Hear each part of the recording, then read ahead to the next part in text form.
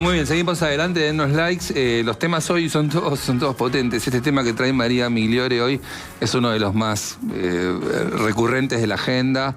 Es una historia que se viene contando de modo insistente, de mil modos, pero siempre se recrea, siempre tiene cosas nuevas para decir, que son las redes de trata. ¿Cómo operan las redes de trata en la Argentina? Sí. Mary, ¿por dónde empezar? Tema durísimo, la verdad, tema durísimo, pero que creo, como decías, que siempre vale la pena ponerlo en la conversación, porque es un tema que es vigente, que va muchas veces cambiando la forma, pero que sigue estando. Claro. Entonces hay que estar atentos, difundirlo, a combatir la trata desde todos los lugares que se pueda. Creo que durante mucho tiempo, cuando se habló de esto, el tema de trata, sobre todo lo que tiene que ver con la explotación sexual, había como un imaginario, no sé si se acuerdan, de la traffic blanca, forcejea una mujer va sola. Bueno, si bien obviamente esos casos existieron, no es la mayoría de los casos los que se dan de esa manera. La verdad es que muchas veces no hay ni una persecución ni un forcejeo, es una red mucho más cotidiana, mucho más cercana a la víctima, donde todo empieza por una promesa de poder estar mejor, a través de un trabajo, de una oportunidad, de un viaje, y ahí las mujeres en general terminan como cayendo y presas dentro de esas redes de trata. Como decía, si bien a lo largo del tiempo esto fue cambiando, porque antes los anuncios muchas veces estaban en el diario o en Facebook, hoy se está migrando mucho a lo que es plataformas digitales, que ahora quiero que entremos un poquito más en eso, sí creo que hay un denominador común que hay que ser consciente, que es la trata es una de las caras más duras de la pobreza. Tenés muchas más posibilidades de caer dentro de una red de trata, ya sea de explotación laboral o explotación sexual, si vivís en un lugar donde tenés muchas carencias. Entonces, la pobreza y la trata están recontrasociadas. Y eso, de nuevo, muchas veces cuando se analiza el tema se mira por ahí de una manera más superficial y no, es, como quiero insistir con esto, una de las caras más duras de la pobreza.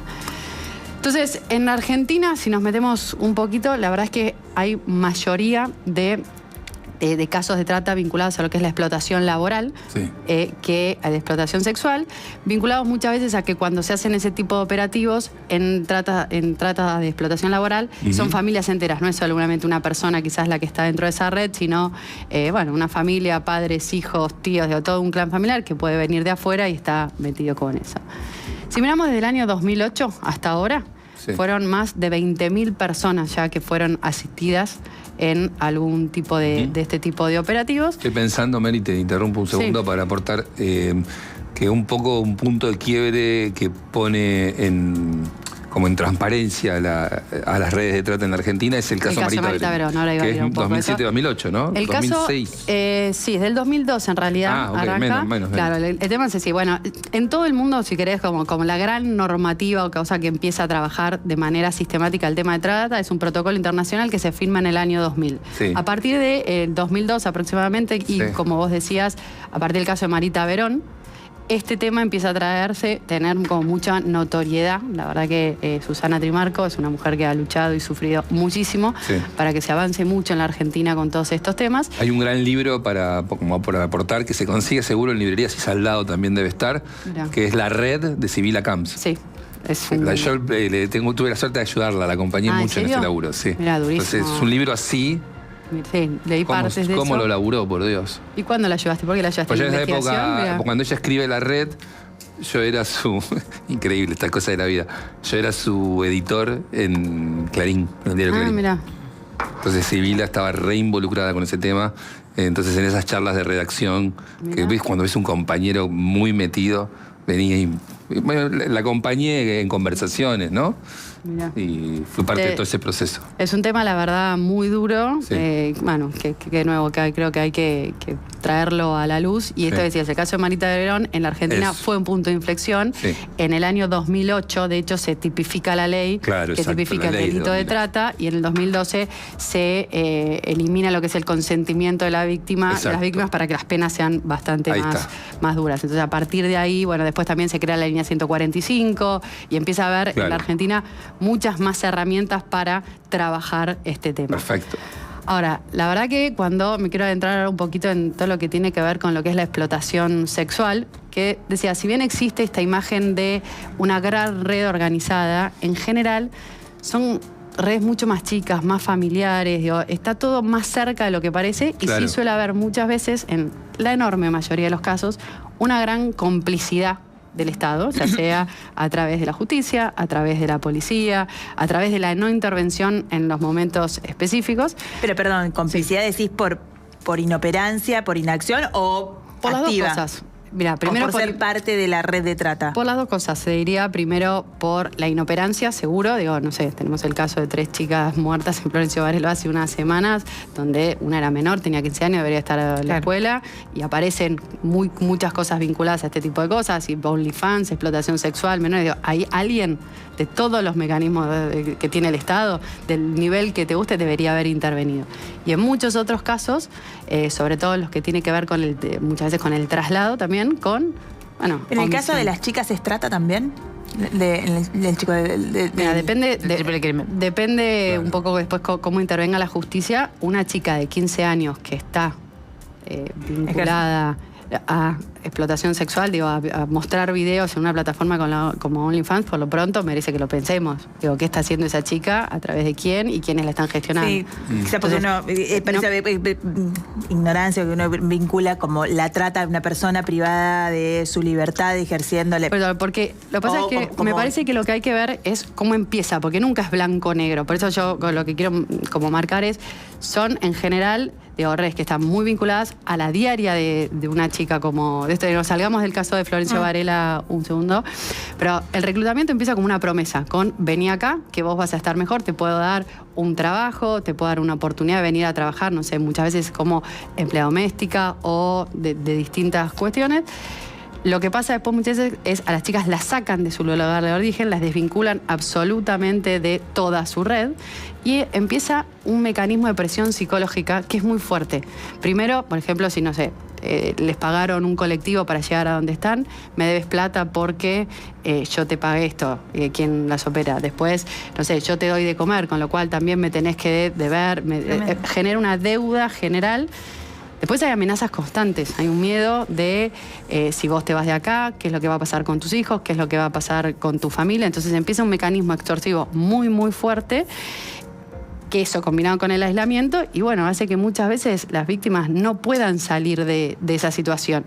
Yo me acuerdo, hace un par de años trabajaba en un colegio que está cerca de la 21-24, que trabajamos con las chicas de secundaria, ellas elegían qué temas trabajar. Y un año eligieron el de trata de personas, porque había habido un caso en la 21 muy cercano. Me acuerdo que venían 2 mujeres que habían sido rescatadas, fue fuertísimo cuando contaban toda su historia.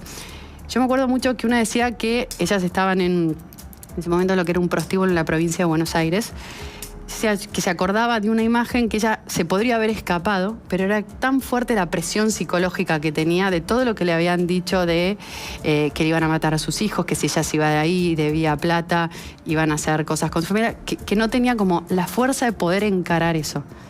Entonces, me parece que a veces, en algunos de los casos, decís, hay una persona privada de su libertad, sí, más vale.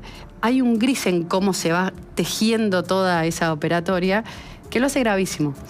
Y si bien ya hoy me parece que también algo que hay que ir marcando es cómo empieza a operar en esto el mundo digital. Hoy vos ya no tenés los prostíbulos como había, la gran cantidad de prostíbulos que había por ahí en los 90, donde vos tenías mujeres que por ahí libremente ejercían la prostitución. ¿Cómo? Las whiskerías, exactamente. Las coperas, le decían, para maquillar la situación de trata, ¿no? Porque claramente... En muchos de esos lugares tenías una trata de maquillar. Eso fue cambiando. Vos hoy tenés por ahí, no sé, en un departamento que se alquila por horas, mujeres que brindan servicios sexuales, o algo que empieza a pasar, que es cómo se empieza a mezclar esto con la lógica de las plataformas digitales. Hace poco hubo un caso que Infobae cubrió bastante, acá en la ciudad de Buenos Aires, de un grupo de chicas que habían recibido un anuncio por redes sociales de sacarse fotos. Era una cosa como una agencia de modelaje. Ajá.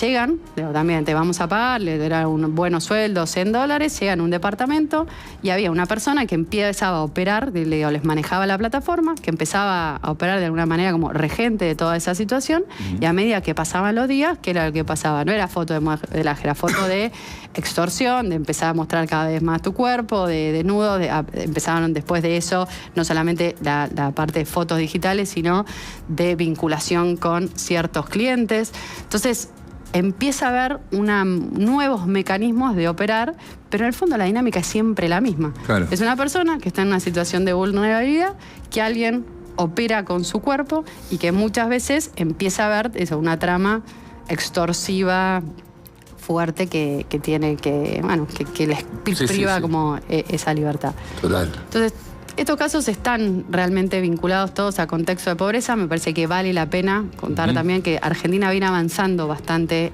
a partir, como decíamos, punto de inflexión. Sí. Tiene la Procuraduría, nunca me sale el nombre, la Protex del Ministerio Público Fiscal, que la verdad que hacen... Procuraduría de Trata. De Trata, que hacen un muy buen laburo desde el año 2013. La legislación cambió desde el año 2008. Tenés la línea 145. Pero es un tema que hay que poner sobre la mesa. Mi pregunta es... porque lo trabajamos un montón periodísticamente. En el año 2007, acá estuvo Leila Guerriero hace poco. Mirá. En el año 2007, Leila Guerriero, como editora, nos encarga una nota en Tierra del Fuego. Yo le había contado que Tierra del Fuego estaba lleno de prostíbulos, Ushuaia, no Tierra, bueno, toda la Patagonia, ¿no? El famoso barrio Las Casitas en Santa Cruz, donde iba la política, que era como el fin de la ruta de la trata en Sudamérica. La ruta del petróleo muchas veces se dice. Ni que hablar. Se recluta en el norte, en la frontera de lo que es Paraguay y demás del norte, y muchas veces después las chicas terminan siendo explotadas hasta allá. Y el fenómeno que se daba en Ushuaia era que había cabarets legendarios que estaban muy insertados en la comunidad. Entonces al cabaret iba familias. O sea, era medio como un lugar de entretenimiento en el invierno. No solo iban trabajadores portuarios, lo que fuera, malandras, de todo un poco. Y los nombres son inolvidables. El Tropicana, el Black and White, el Jackie. Eran todos lugares que muy de referencia. Y era una gran red de trata que estaba operativa ahí. De ahí sale... Yo me acuerdo que me fui a hacer esa nota, a habitar esos lugares. Un cura nos ayudó muchísimo, que ahora es mi amigo, Pancho Verola, lo amo. Me acuerdo que era todo muy en superficie. La política estaba muy involucrada. Completamente naturalizado por toda la sociedad. Claro, y de ahí sale Alika Quinan, que ahora está en Washington y trabaja sobre todo operando sobre redes de migrantes y esclavitud. Trata laboral y demás. Alika fue una emergente de ahí. Me acuerdo que fue... Ahí hay otra periodista que también voy a rescatar su nombre, que es Mariana Iglesias, también del diario Clarín, muy comprometida con la historia de Alika. Nada, de todo eso, todo el tiempo me pregunto si quedó algo o cómo se reconvirtió todo eso. Mirá, todo eso que estaba tan ahí, si finalmente no existe más. Mira, depende de cada una. Yo creo que hay algunas redes puntuales que se fueron desbaratando a partir de intervenciones judiciales bien fuertes. El fenómeno sigue estando. Claro. El fenómeno sigue estando porque vos de hecho tuviste a través de la línea 145, está buscando acá el número, de más de 7.500 denuncias en los últimos 5 años, con lo cual esto sigue existiendo. Lo que creo que es importante ver es cómo va cambiando, cómo va mutando para poder detectarlo. Por ahí lo que decíamos, ya no tenés más la whiskería en el centro del pueblo y todo ese tipo de complicidad. Tenés el reclutamiento a través de las redes sociales y la operación adentro de un departamento donde empieza con una foto de modelaje, webcam, no sé cuánto, y después terminan las chicas siendo explotadas sexualmente a través de lo digital, que es lo que creo que es un fenómeno que se está poniendo cada vez más sobre la mesa, o redes más tradicionales de explotación sexual. En la película Miss Carbón, de la que hablamos la semana pasada, de Agustina Macri, que vino también acá, perfectamente como el cabaret es un lugar de encuentro social donde van todos los trabajadores de Río Turbio, de la minera. Yo supongo que no hay más cabaret, pero debe haberse reconvertido de alguna manera. De ese tipo. No me creo que en Vaca Muerta no haya... No, por eso. Y todo lo que... Esta ruta de lo que yo te contaba, digo, muchas veces se recluta en el norte, y se va, digamos, alejando cada vez más a las chicas, digamos, de sus redes de vinculaciones familiares, todo lo que tiene que ver con los campamentos y la explotación petrolera, y vos tenés también, en general, muchos problemas, además de prostitución, de juego. Casino, eso es gigante. Y lo que está creciendo muchísimo ahí también es el problema de las adicciones. Eso le preocupa a todas empresas y gobernadores o personas con la que está vinculada.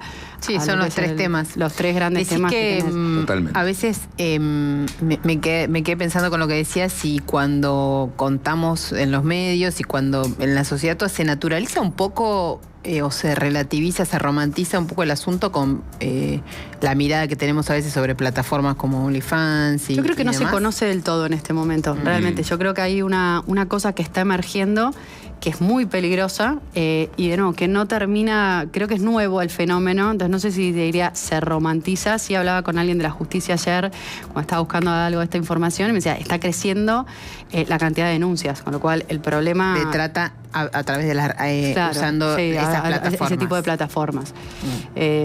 Yo creo que también hay que poner, cuando hablamos de estos temas, además de obviamente denunciarlos, ver la gravedad y tener el ojo atento. Y oyendo a lo del petróleo que decías, me acordé de cuando te contaba este programa, de un programa que se había hecho de capacitación a camioneros. Pero lo que me parece que es importante también es poner la perspectiva de los clientes. Es una frase esta obvia que se dijo 1 millón de veces a lo largo de los años: sin clientes no hay trata. Creo que también esto hay que ponerlo en la conversación, tanto de lo que es la parte más física de la parte virtual. Con lo cual, tema importante, tema que hay que seguir poniendo en agenda, no cansarse nunca de visibilizarlo y estar atentos a qué es lo que va pasando. Y de nuevo, insisto con esta idea, quienes están en situaciones de pobreza tienen muchas más chances de ser víctimas de estas redes de explotación. María Migliore, gracias María, como siempre, que nos trae temas que es verdad que si no los trae María, están por ahí orbitando alrededor de la agenda y tenemos que esperar, casi siempre tenemos que esperar una noticia para que los temas vuelvan a la agenda. Cuando hay una noticia es tarde, porque generalmente son malas noticias. Las buenas noticias no son noticias por lo general. Las buenas noticias cuesta que, y es difícil que sean título, ¿no? Las buenas noticias. Sí, el cielo despejado. Yo te digo, me parece que hoy...